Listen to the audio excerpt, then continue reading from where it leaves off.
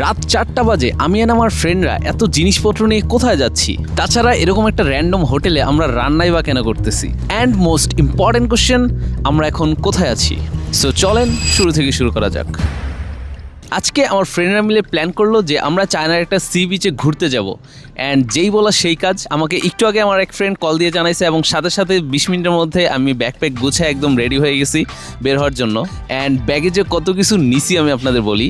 আমি একটা টিউব নিছি, কারণ আমি সাঁতার পারি না, সো টিউব দিয়ে যাতে ভাসতে পারি। দেন টিউব ফুলানোর জন্য একটা মেশিন নিছি, একটা সাউন্ড বক্স নিছি, একটা সেলফি স্টিক নিছি যাতে আমরা একসাথে ছবি তুলতে পারি বা ভিডিও টিডিও করতে পারি। দেন এরকম ছোটোখাটো অসংখ্য জিনিস, কয়েক সেট কাপড় নিছি, গামছা, লুঙ্গি, হাবি জাবি যা যা লাগে। সো ছোটোখাটো একটা লাগেজ নিয়ে নিছি বলা যায়।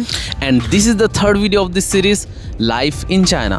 সো এখন আমি সোজা ডরমের নিচে চলে যাব আমার বাকি ফ্রেন্ডদের সাথে দেখা করতে, এবং সেখান থেকে আমরা একসাথে কয়েকটা ট্যাক্সি বুক দিয়ে চলে যাব আমাদের বিচে। ডরমের নিচে তো চলে আসছি, বাট এখানে কাউকে দেখতেছি না, হয়তো তারা বাইরে আমার জন্য দাঁড়ায় আছে। হ্যাঁ, ওই তো বাইরে সবাই আমার জন্য অপেক্ষা করছে। হেই গাইস, কী অবস্থা সবার অবস্থা জিজ্ঞেস করতে করতে আমাদের ট্যাক্সি চলে আসছে।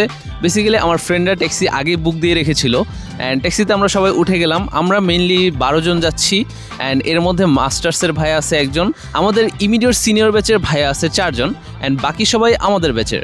অ্যান্ড আমাদের ব্যাচ বলতে আমি এখন আছি ব্যাচেলর সেকেন্ড ইয়ারে, পড়ালেখা করছি Harbin Institute of Technology Shenzhen, চায়নাতে। রাত অলরেডি 12টার বেশি বাজে। বাংলাদেশে যদিও এত রাতে কখনোই বাইরে বের হওয়া হইতো না, কিন্তু চায়না আসার পর রাতে বাইরে বের হওয়াটা খুবই কমন হয়ে গেছে, কারণ এখানে সেফটি এত বেশি যে রাত বা দিন এটা নিয়ে চিন্তা করা লাগে না, যখন ইচ্ছা যেভাবে ইচ্ছা বের হওয়া যায়। যদিও এত লং ট্যুরে রাতে এভাবে কখনো বের হওয়া হয় না চায়নাতে, সো খুবই এক্সাইটেড আমি। তাছাড়া আমরা এতজন ফ্রেন্ড একসাথে ঘুরতে যাচ্ছি, এই বিষয়টা আরও ভালো লাগতেছে। আমরা 4 জন ফ্রেন্ড একসাথে একটা গাড়িতে উঠছি, এবং গাড়িতে আমরা অনেক ফান করছি, গান বাজাইছি, নাচানাচি করছি, লাফালাফি করছি। আমাদের গান বাজানো লাফালাফি দেখে মেবি ড্রাইভারটা একটু বিরক্ত হয়ে গেছে, বাট হু কেয়ার্স, আমরা আমাদের মতো চিল করতেছি। এভাবে চিল করতে করতে, গান গাইতে গাইতে, নাচানাচি করতে করতে কখন যে এতটা সময় পার হয়ে গেল আমাদের কারো খবর নাই। অ্যান্ড দেখতে দেখতে আমরা পৌঁছে গেলাম আমাদের ডেস্টিনেশনে। এখানে পৌঁছি ফার্স্টে আমরা একটা হোটেল দেখতে পেলাম, অ্যান্ড এটার ভিতরে কয়েকটা রুম আছে, সবগুলো রুম তাঁবুর মতো দেখতে। এখানে ফার্স্টে আমরা ঢুকে কিছুক্ষণ অপেক্ষা করলাম, অ্যান্ড তারপর আমাদের যে সিনিয়র ভাই আছে উনি এখানে দেওয়া একটা নাম্বারে কল করলো, কল করে এখানের প্রপার্টি ম্যানেজারকে ডাকলো। অনেস্টলি ইনফ্রাস্ট্রাকচারগুলো আমার অনেক ভালো লাগছে, যেহেতু প্রতিটা রুম দেখতে একটা তাঁবুর মতো। অ্যান্ড যদিও রুমগুলো ছোট, আমরা যেহেতু এখানে অনেক মানুষ, সবগুলো মানুষ এক রুমে জায়গা হবে না, তো আমাদের ফার্স্টে প্ল্যান ছিল যে একটা রুমে না হলে আমরা 2টা রুম নিব। কিন্তু এখানে একটা বড় ঝামেলা হয়ে গেছে। আপনারা যেরকমটা দেখতে পাচ্ছেন, আমাদের কিছু সিনিয়র ভাই এই রুমটায় ঢুকে, অ্যান্ড পরবর্তীতে রুমটা আমাদের পছন্দ হয়, আমাদের রুমটা নেওয়ার প্ল্যান ছিল, কিন্তু আমরা যেহেতু এখনও কনফার্ম করি নাই, এর আগেই কয়েকজন রুমে শুয়ে পড়ছিল বা বেডে শুয়ে পড়ছিল, কারণ আমরা অ্যাকচুয়ালি প্রচুর টায়ার্ড, কারণ রাত অনেক হয়েছে এবং এখন পর্যন্ত আমরা কেউই ঘুমাই নাই। সো আমরা জাস্ট চাচ্ছিলাম কিছুক্ষণ ভালো মতো শান্তিতে ঘুমাইতে। বাট সে আসা ঘুরে বালি, কারণ আমরা কেন কন্ট্রাক্ট করার আগে রুমটা ইউজ করছি বা বেডে শুইছি, এই জন্য এখানে প্রপার্টি ম্যানেজার রাগ করে আমাদের আর রুমই ভাড়া দেয় নাই। জাস্ট চিন্তা করেন। তো আমরা চিন্তা করলাম, উনি যদি রুম ভাড়া না দেয় আমরা অন্য কোনো হোটেলে গিয়ে উঠবো, it's not a big deal.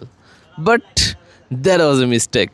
And তারপরে আমরা পাশের একটা হোটেল যাই, এবং সেখানেও মন মতো রুম পাওয়া যায় নাই। সো আমরা আবার ঘুরে টুরে ব্যাক চলে আসি। যদিও হোটেলটা বেশ ভালোই সুন্দর ছিল, এবং হোটেলের সামনে একটা বড় ফ্রি স্পেস ছিল, কিন্তু আমরা যেহেতু মানুষ অনেক বেশি, এই জন্য মন মতো একটা রুম পাওয়া যায় নাই। সো আমাদের এখন মেইন টাস্ক হচ্ছে একটা ভালো রুম খুঁজে বের করা। সো একটা ভালো রুম খুঁজার আশায় আমরা আবার আমাদের ব্যাকপ্যাক নিয়ে হাঁটা শুরু করলাম, এবং এইবার সবার ধৈর্যের সীমা শেষ। রাত বাজে 4টা, এবং এখন আমরা রাস্তায় এভাবে ঘুরছি, অ্যান্ড দেখতে পারতেছেন আমাদের কাছে কুকার আছে, কারণ আমাদের ফার্স্টে প্ল্যান ছিল আমরা ফার্স্টে এখানে এসে বারবিকিউ করব, দেন রান্না করে খাওয়া দাওয়া করে দেন আমরা ঘুমাবো, অ্যান্ড সকালে উঠে বিচে যাব। কিন্তু এখন আমরা একটা হোটেলই পাই নাই যেখানে আমরা উঠে অ্যাটলিস্ট রেস্ট করতে পারি। অ্যান্ড এটা একটা বড় রিজন যেই কারণে আমরা হোটেল পাচ্ছিলাম না, কারণ আমরা এরকম হোটেল খুঁজছিলাম যেখানে রান্না করার ফেসিলিটিস আছে বা রান্না করা যাবে, কিন্তু অনেক হোটেল দেখা যাচ্ছিল রান্না করার ফেসিলিটিস নাই। যাই হোক, আমরা কিছু ফ্রেন্ড টেবিল চেয়ার দেখে একটা জায়গায় বসলাম, আর কিছু ভাইয়েরা গেছে হোটেল খুঁজতে।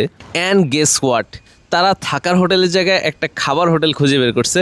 বাই দ্য ওয়ে, হোটেলের সামনে একটা বড় কুকুর ছিল, এটা ভিডিওতে কতটুকু বোঝা গেছে জানি না, বাট কুকুরটা এত বড় কুকুর আমি আমার লাইফে দেখি নাই।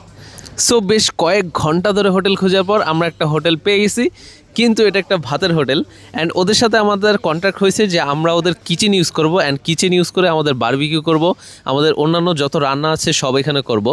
তো যেহেতু রাত ছিল এবং হোটেল পুরো ফাঁকা ছিল, তো এখানে অনেকে বিভিন্ন টেবিল চেয়ারে শুয়ে অলরেডি ঘুমায় গেছে, কারণ সবাই প্রচুর টায়ার্ড।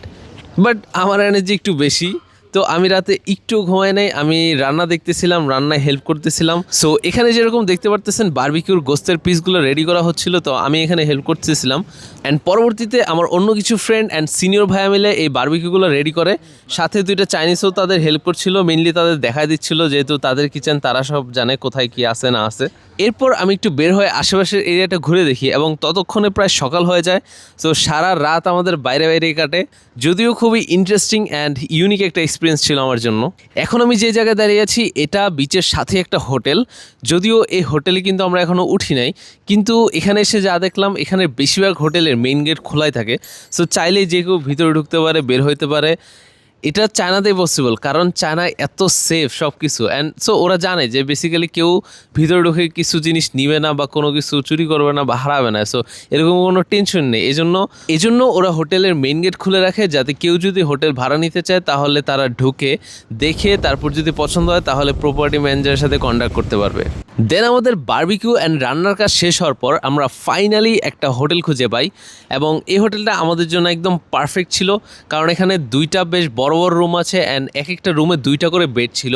সো এক বেডে ইজিলি 3 জন ঘুমান যায়। সো সেই হিসাবে আমাদের 12 জনের জন্য একদম পারফেক্ট দুইটা রুম ছিল এগুলো। এরপরে আমরা সবাই শান্তি মতো একটা ঘুম দেই এবং ঘুম শেষ হওয়ার পর আমরা বিচে যাওয়ার উদ্দেশ্যে রওনা দিই। সাথেই আমি এই টিউবটাও নিয়ে নিই, যেটার ব্যাপারে আমি একদম ভিডিও শুরুতেই বলছিলাম। তাছাড়া আপনাদের মাথায় কোশ্চেন আসতে পারে আমার গলায় যে লেভেলটা ঝুলতেছে এটা বেসিক্যালি কি। তো এটা হচ্ছে একটা ওয়াটারপ্রুফ ফোন প্রোটেক্টর, যেটা আমার গলার এই লেভেলটার সাথে লাগানো। তো বেসিক্যালি এখানে আমি ফোনটা রাখলে আমি এই ফোনটা পানিতেও চুবাইতে পারবো বা পানির নিচেও ভিডিও করতে পারবো। তো আমরা হাঁটতে হাঁটতে বিচের দিকে যাচ্ছি এবং আমাদের হোটেল থেকে বিচের দূরত্ব মাত্র 3 থেকে 4 মিনিট। তো একদম দেখাই যাচ্ছে বিচ, আপনারা সামনেই দেখতে পাচ্ছেন, অ্যান্ড আশেপাশে জাস্ট কিছু বাজার অ্যান্ড মার্কেট, দ্যাটস ইট। তো হাঁটতে হাঁটতে আমরা সি বিচের এখানে চলে এসেছি অ্যান্ড এখন পানিতে নামার পালা। আমরা কয়েকজন ফ্রেন্ড অলরেডি চলে এসেছি এবং বাকিরাও অন দ্য ওয়ে। সো আমরা জাস্ট তাদের জন্য অপেক্ষা করছি এবং তারা আসার পর আমরা একটা জায়গা খুঁজে আমাদের ব্যাগ ট্যাগ বা কাপড় চোপড় এক সাইডে রেখে দিলাম। অ্যান্ড রাখার পর আমরা সবাই মিলে পানির দিকে দৌড় দিলাম অ্যান্ড পানিতে নামার আগে আমরা ছবি টবি তুললাম, কিছু ভিডিও করলাম। এরপর আমরা এখানে গোসল করে আমাদের হোটেলে ব্যাক করি এবং সেখানে কিছুক্ষণ রেস্ট নেওয়ার পর আমরা আবার ডর্মে ফিরে যাওয়ার জন্য রওনা দিই, কারণ পরের দিন সকালে আবার আমাদের সবার ক্লাস আছে। এই 2 দিন শনি আর রবিবার ছিল, শনি আর রবিবারে আমাদের বন্ধ থাকে, তাই আমরা ছুটিটা এনজয় করতে পারি। যাই হোক, এই ট্রিপটা খুবই এনজয়েবল ছিল, আমার খুবই ভালো লাগছে। আপনাদের কেমন লাগছে আমাকে কমেন্ট করে অবশ্যই জানাবেন। অ্যান্ড চায়না রিলেটেড আরও ভ্লগ যদি আপনারা সামনে দেখতে চান তাহলে আমাকে কমেন্টে জানাবেন এবং চ্যানেলটা অবশ্যই সাবস্ক্রাইব করে রাখবেন। Thank you.